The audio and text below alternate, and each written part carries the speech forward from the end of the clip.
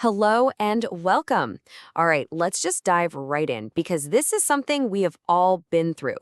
You're in a meeting, you're on a call, you're just chatting with a coworker, and bam, you get hit with a question and you just don't have the answer. It can feel like a total conversational trap, right? But today, we're going to flip that script and turn it into a huge opportunity. So just picture it. Your boss, maybe a client, a teammate, they're looking at you, waiting. You can feel the pressure building. What's the very first thing that pops into your head? Well, for most of us, it's a simple, honest, and, let's face it, kind of unhelpful phrase. I don't know. Yep, those three little words. We all use them, and hey, honesty is a good thing. But just saying this and leaving it there, that's a massive missed opportunity to show what you're really all about. And that's because I don't know all by itself pretty much acts like a full stop. It just ends the conversation, kills the momentum, and it can accidentally make it seem like you're not taking any initiative. But don't you worry, there is a much, much better way to handle this exact moment. So let's really break down the problem here. The issue with a flat "I don't know" isn't that you're being honest, it's about what's missing. You're missing the chance to prove you're proactive, that you're helpful, and that you're totally on top of things, even when you don't have the answer right that second. I mean, just look at the difference. A passive response basically says, okay, that's your problem now. But a strategic response, it does the exact opposite. It's proactive. It shows you're taking ownership of the situation, and that builds incredible trust and confidence. You instantly go from being an information desk to a real problem solver. Okay, so let's get to the good stuff. We're going to give you a new toolkit. Think of these as three powerful but super simple phrases that you can swap in for "I don't know" to immediately sound more capable and way more helpful. Our first tool is what I like to call the proactive promise. This one is all about showing initiative and making a commitment to find the solution. It's direct, it's helpful, and trust me, it's incredibly effective. So simple, right? I'm not sure, but I can find out. It's just a beautiful little sentence that completely flips the whole dynamic of the conversation.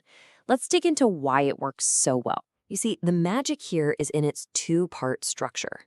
The first part, "I'm not sure," that keeps you honest. You're not trying to fake it. But that second part, "but I can find out," that's the game changer. You're pivoting from just a statement of fact to a real commitment. It screams confidence and says, don't worry, I've got this now. Okay, tool number 2. This one's called the validator, and it has a totally different kind of power. Its secret weapon is that it makes the other person feel smart and respected, and you do it all before you even have to find an answer. Again, just so simple, but so powerful. "That's a good question. Let me get back to you." It's polite, it's professional, and it buys you a little time while building a great rapport. The first part of this phrase is just a brilliant bit of conversational judo.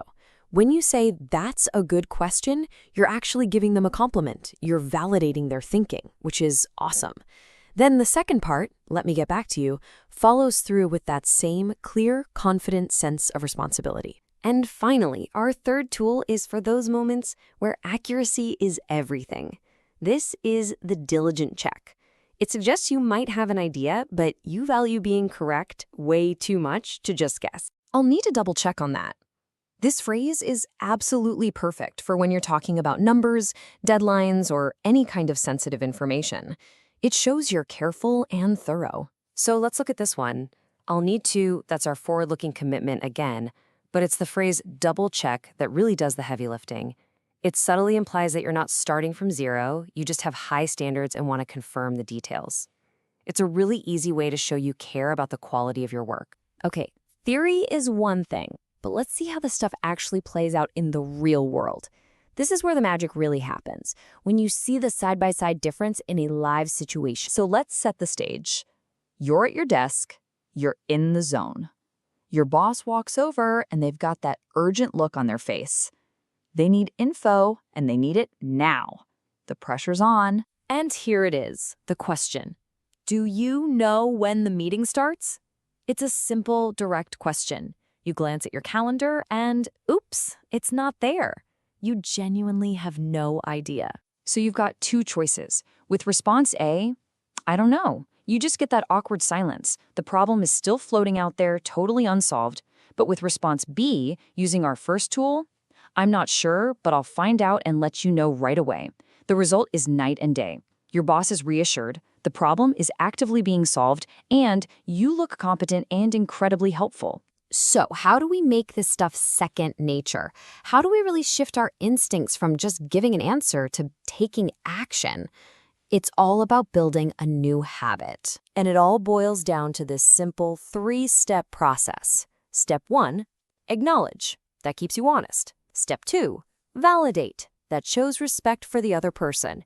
And step 3, act. That's where you take ownership and build all that trust. Acknowledge, validate, act. That's your new blueprint for turning "I don't know" into "I got this." And look, if you remember only one thing from our time together, please make it this. Using these tools changes your role. You're no longer just the person who might have an answer. You become the person who always provides a solution. And that is a huge, huge difference in how you're seen at work. So I'll leave you with this question to chew on. The very next time you feel those 3 words, "I don't know," on the tip of your tongue, which tool from your new toolkit are you going to reach for? How are you going to turn that moment of uncertainty into a moment of trust and action?